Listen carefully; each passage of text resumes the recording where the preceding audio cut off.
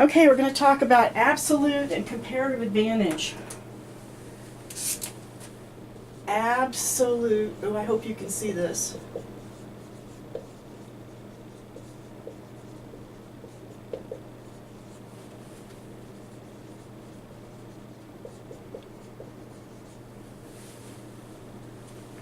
Okay, absolute and comparative advantage. And I wrote it up there and you can't. Let's see if I can just get this a little wider. Yeah. All right. Okay, so I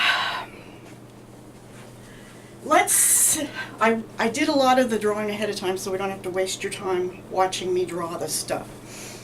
But basically, we have you and your neighbor, two graphs. And you grow cherries and you grow apples. And this is about trade and specialization. We find, and I'm just going to give you the conclusion ahead of time and then show it to you, okay? We find that fair trade benefits people of both countries in the fact that if you specialize in that which you have a comparative advantage. I don't know where my phone is, but it's making beeping noises, so hope it doesn't ring while we're doing this. Anyway, if you specialize in that which you have a comparative advantage, and we'll define all that in a minute or two, or a few minutes, each country can consume more than they could produce if they said, we're not going to trade with anybody, we're going to produce everything ourselves. The consumers can consume more when there's specialization in trade than can be produced by themselves and not trade, basically.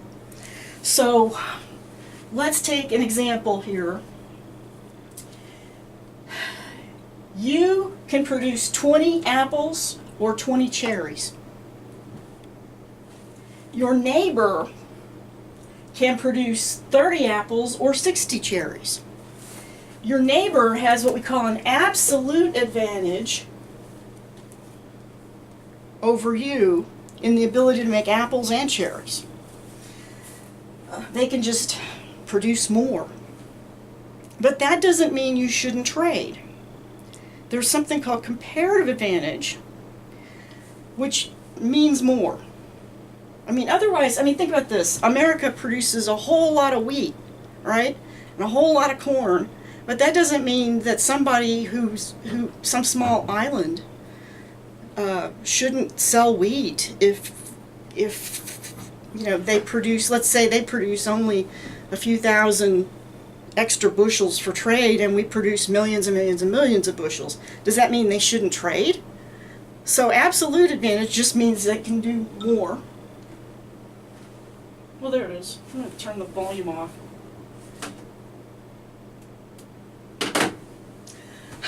Okay. So, absolute advantage just... let me give you an example. Let's say that somebody in our classroom has two things that... I'm going to say he because I'm going to say this person's got all the skills to be an NFL football player. Okay? So, I'll say he, just because there aren't any women in the NFL right now. So, he's got better football skills than all of us. And he's smart enough to be a brain surgeon. Straight A grades, embarrasses the teachers by knowing more than the professors. So he's got an absolute advantage in both things over all of us. He still has to make a choice about what is cheaper for him. And by cheaper, we mean opportunity cost. OPPORTUNITY cost. Opportunity cost. Opportunity cost is the value of the next best thing that you've given up. Because if you do anything, you give up something. When we talk about there's no free lunch, even if I gave you a peanut butter sandwich, you'd still have the cost of the thing you didn't eat because I gave you the sandwich, right? You didn't get to eat the bologna sandwich because you ate the... And then, of course, there's somebody in the class that's going, I could eat them both. But you know what I mean. There's things you give up to do other things. So what does this gifted person who could be in the NFL... Oh, let's say quarterback while we're at it, right? NFL quarterback or brain surgeon. What should they do? The answer that I'm going to recommend is going to surprise you. I'm going to say that he needs to look at what he gives up if he does the other. If he goes to medical school, goes to college, does pre-med, goes to medical school, he's giving up the NFL. But if he goes to the NFL, if he's average, he'll be injured and out in 4 years, right? And then he can go to college, finish college, go to med school, be a brain surgeon anyway. So which one's cheaper? The opportunity cost of the NFL is cheaper because you're not necessarily giving up med school. But the cost of going straight to med school, you are giving up the NFL, right? So an economist would say he should go in the NFL. And then when his knees are busted, and then he goes to med school. Okay? That decision amongst himself, basically, where he's looking at his own, which is cheaper for me? Which do I give up less for? That decision is figuring out what he has a comparative advantage in. He has a comparative advantage in going to the NFL because he's giving up less. It's cheaper. He doesn't have to give up med school. But if he goes to med school, he has to give up the NFL. You got it? So absolute advantage is like your neighbor can produce more apples and more cherries than you, right? Comparative advantage is where your neighbor decides which one to produce. So we have to talk about opportunity cost of each one. Now, if we do that, we're going to be let's look at ours first. You can produce 20 apples or 20 cherries. So if you're producing all apples and you want to produce one more cherry, then you're going to have to give up one apple. So to produce more cherries, it's going to cost one apple.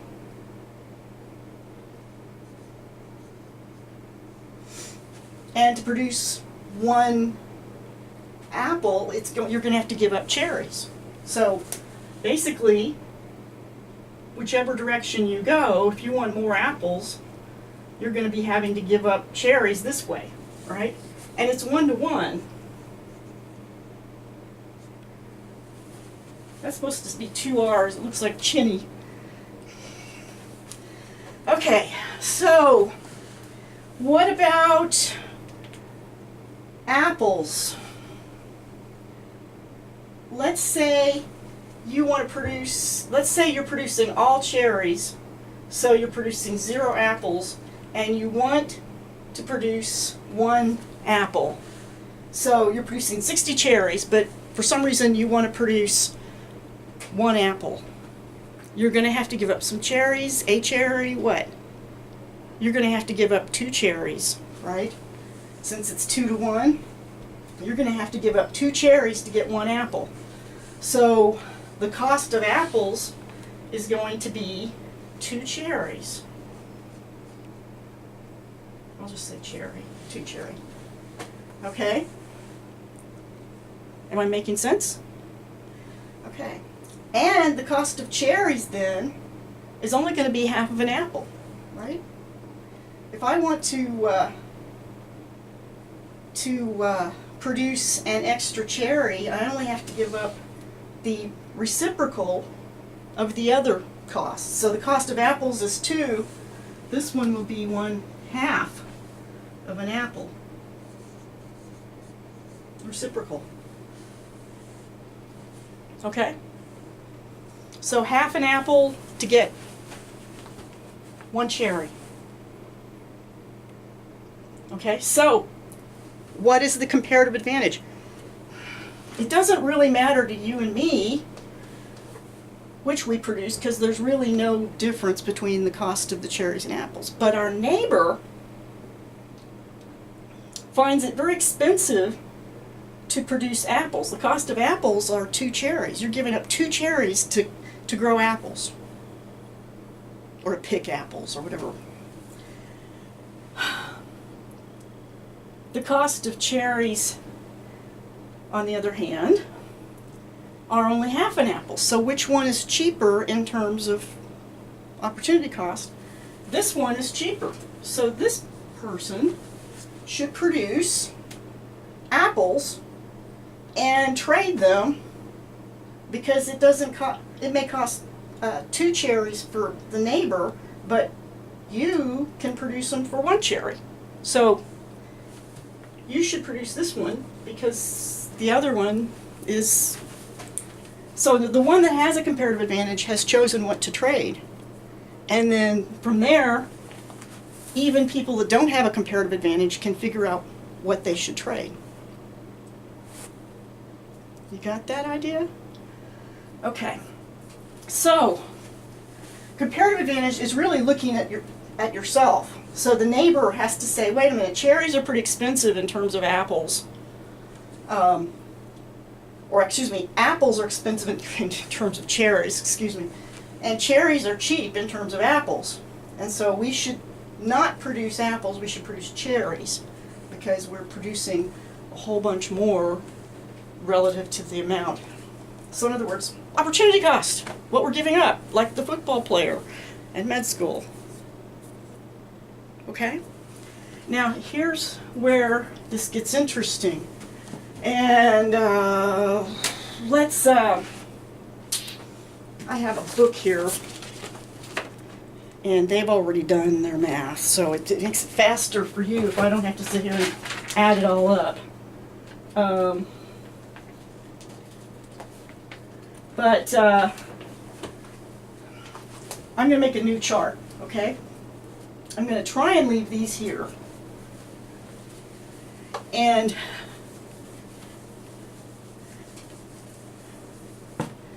basically, we're going to have these columns. We're going to have, I'm going to try and reproduce this one right here, okay? And this is in the old book. Well, I may re-show this again, and no one will know what I'm talking about. But it's in the old book, okay? All right, production and consumption without trade, production with trade. I think the faster way to do this is, let's see if we can just do this, production with trade. Wait.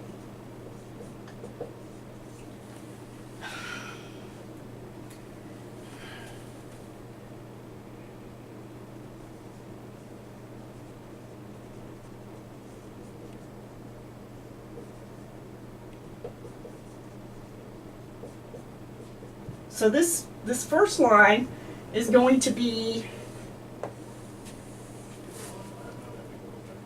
when they don't trade with anybody, they just produce on their own, and they have big walls around their country, okay? So we could do this between us and the neighbors. We could just eat what we produce, or we could trade with our neighbors and see if between the two of us we end up better off. And then we could apply that to countries, basically. So production and consumption without trade, you and your neighbor.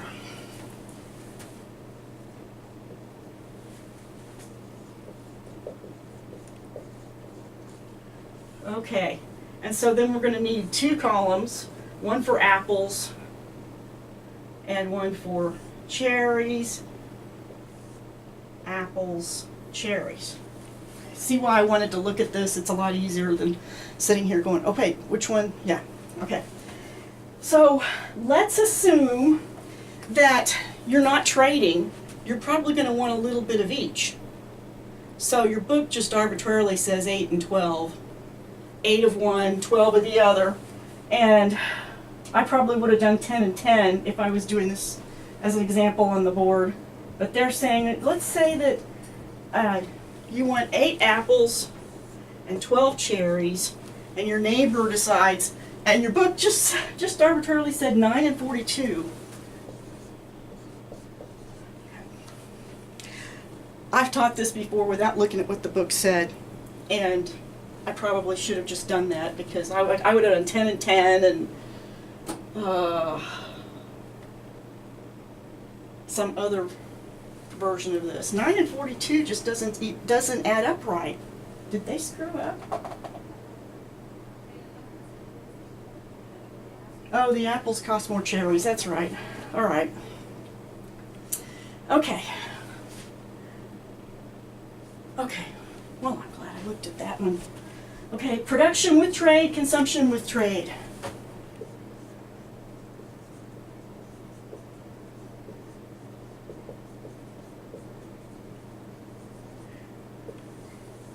What's the difference between production and consumption?